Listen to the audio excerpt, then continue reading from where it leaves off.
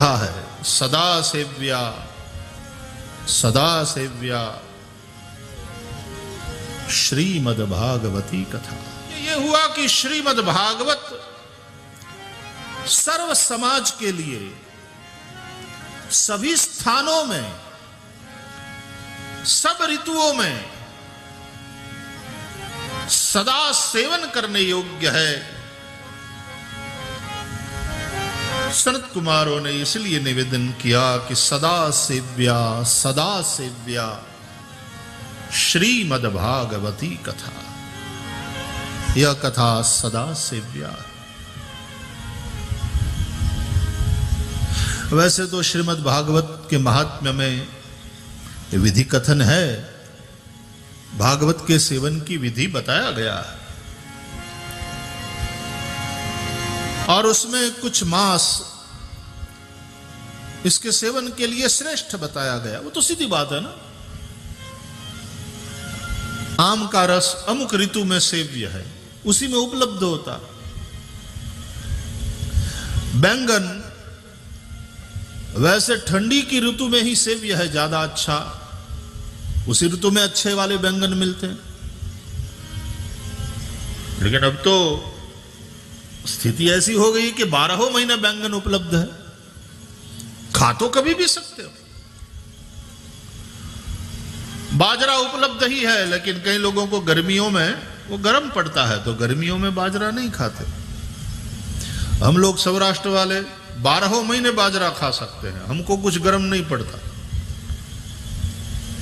इस बैसाख के महीने में भी हम बाजरे की रोटी खाते हैं और वो सबसे ज्यादा, गेहूं की रोटी से भी ज्यादा बाजरे की रोटी हमारे शरीर को अनुकूल आती है, क्योंकि वही खा करके हम बड़े हुए। राजस्थान में भी बाजरा।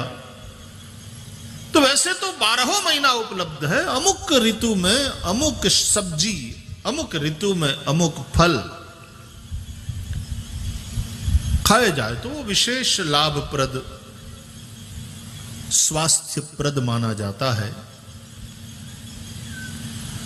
वैसे खट्टे फल जो है वो दिन में खाना चाहिए, ऐसा कहते हैं समझदार लोग। रात्रि में आप चीकू है, केला है, ऐसे फल खाएं, रात्रि में खट्टे फल ना खाएं।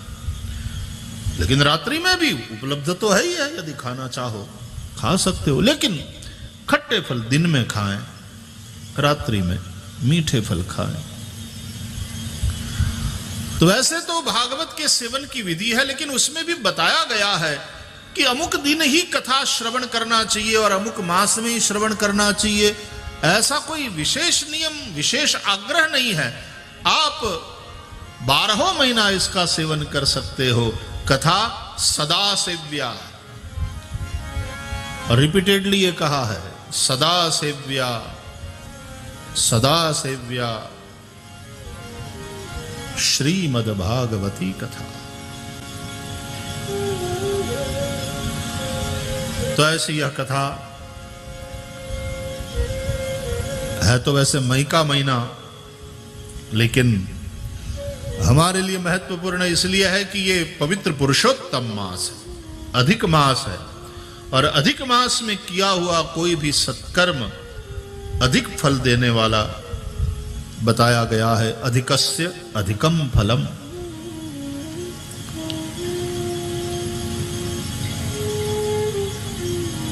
तीन प्रकार से इस आराधना महोत्सव में हम आराधना करेंगे।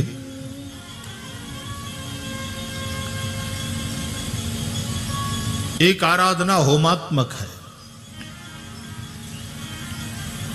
यज्ञ चल रहा है,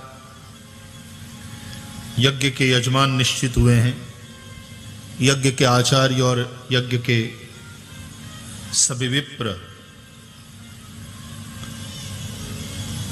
उनका वर्ण हो गया है, और विष्णु याग और फिर 51 कुंडी गायत्री याग भी होना है।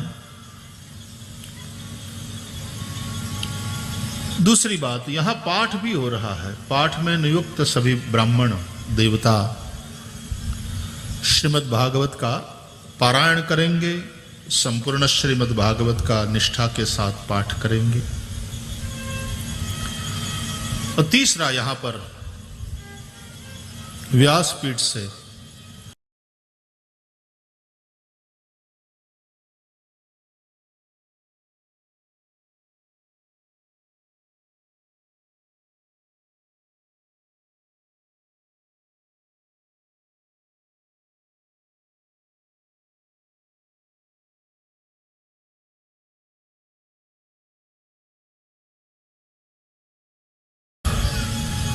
तो श्रोताओं के कर्ण द्वार के द्वारा भागवत भगवान श्रोताओं के हृदय में पधारते हैं।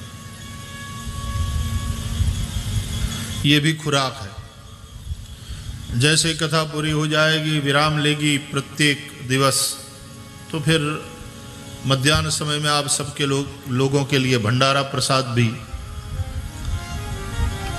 आयोजित किया गया है।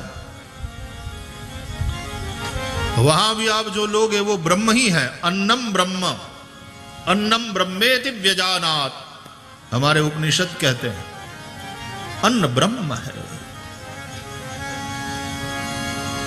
भोजन करोगे तो अन्न ब्रह्म को आप अपने भीतर ले रहे हो।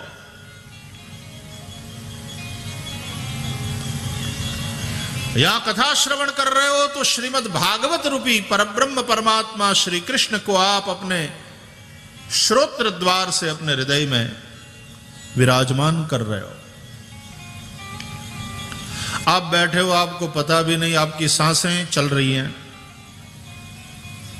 ये वायु भी ब्रह्म ही है, प्राण देने वाली ये वायु, प्राण वायु परमात्मा का ही रूप है।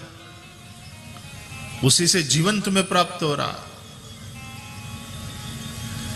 ये ऊपर से सुगंधी जल का छिड़काव होता रहे ऐसी व्यवस्था करी गई है पंडाल में। वो शीतलता देगा और बीच बीच में आप जल पीते रहें। मैं आपसे अनुरोध करूंगा कि जल पात्र रोज साथ में लेकर के ही बैठना सब लोग। बीच बीच में जब प्यास लगे जल पीते रहना। इसमें ऐसी कोई कड़ाई वाला नियम नहीं है। और इस गर्मी में शरीर को समय समय पर जल चाहिए, पानी चाहिए, पीते रहना। प्लेन वाटर ले आओ तो भी ठीक, शरबत लेकर आना चाहो तो शरबत भी लेकर आ सकते।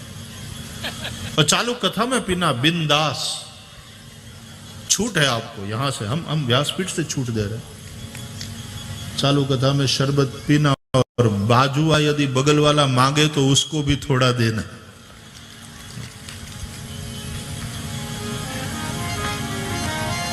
हमारे सौराष्ट्र अहमदाबाद में एक बार कथा थी, तो चालू कथा में फिर बीच में छाछ, हजारों लोग बैठे रहे, सबको छाछ मिलती थी, सब छाछ पी रहे थे। या वरियाली का शरबत, सौंफ का शरबत पीते। देह राखे धर्म है, देह देवालय है, इसमें परमात्मा विराजमान है। मैं ये कहना चाहता हूं कि ये जल ये परमात्मा का ही रूप है, ये वायु परमात्मा का ही रूप है, ये अन्न परमात्मा का ही रूप है, श्रीमद् भागवत परमात्मा का ही रूप है। यह संपूर्ण सृष्टि, यह संपूर्ण अस्तित्व उस परमात्मा का ही रूप है। सर्वम खलु इदम ब्रह्म नेह नानास्ति किंचन।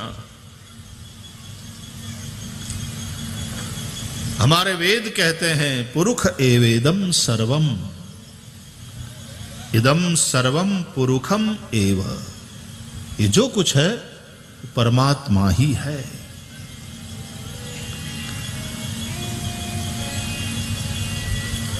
हमारे चारों वेद के जो 4 महावाक्य है, प्रज्ञानम ब्रह्म, तत्वमसि,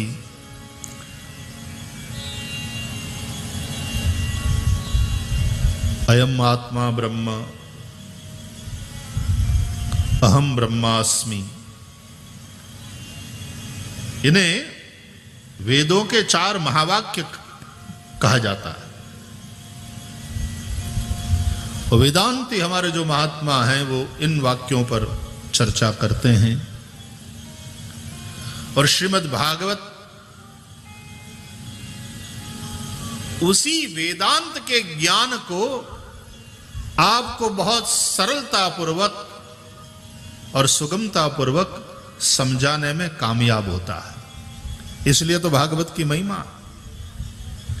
वेदोपनिषदाम सारा जाता भागवती कथा, इसलिए तो कहा वेदों और उपनिषदों के सार रूप श्रीमद् भागवत है। ये कथा तुम्हें ठंडी में भी सुख देने वाली है और ये कथा गर्मी में भी तुमको सुख देने वाली है। इसलिए कथा को गंगा की उपमा भी दिया गया है। निम्नगानाम यथा गंगा पुराणानाम इदम तथा। पूछे रघुपति कथा प्रसंगा सकल लोक जग पावनी गंगा। कथा को गंगा भी कहा गया है और श्रीमद् भागवत को सूर्य भी कहा गया है। पुराणार्को अधुना उदितः। यह पुराणार्क, अर्क माने सूर्य, यह पुराण सूर्य है। तो शीतलता भी प्रदान करने वाली ये कथा है। जब आपको उष्मा की आवश्यकता हो तो यही भागवत आपको उष्मा प्रदान करने वाला है। यदि कोई पूछे कि फिर भागवत है क्या, यह गर्म है कि ठंडा है, बोले प्रेम और परमात्मा ये दोनों विरुद्ध धर्माश्रयी है। प्रेम में और परमात्मा में सब प्रकार के विरुद्ध धर्म एक साथ रहते हैं। प्रेम अगन भी है, एक तपन है, और प्रेम परम शीतल भी है। परमात्मा को भी अणो रणीयान महतो महीयान कहते हैं हम। ये अणु से भी सूक्ष्म है और महान से भी महान है, बड़े से बड़ा और सूक्ष्माति सूक्ष्म।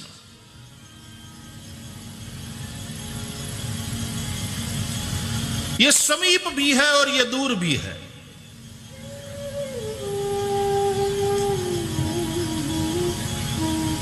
सब प्रकार के विरुद्ध धर्म परमात्मा में और प्रेम में एक साथ रहते हैं। तो जहां आपको शीतलता की जरूरत हो वहां यह कथा गंगा बनकर आपको शीतलता प्रदान करती है, आपकी प्यास को बुझाती है, आपको परम तृप्त करती है। और जहां बहुत ठंडी हो, आपको उष्मा की जरूरत हो, तो वहां यह कथा पुराण सूर्य के रूप में आपको प्रकाश प्रदान करती है, आपको उष्मा प्रदान करती है।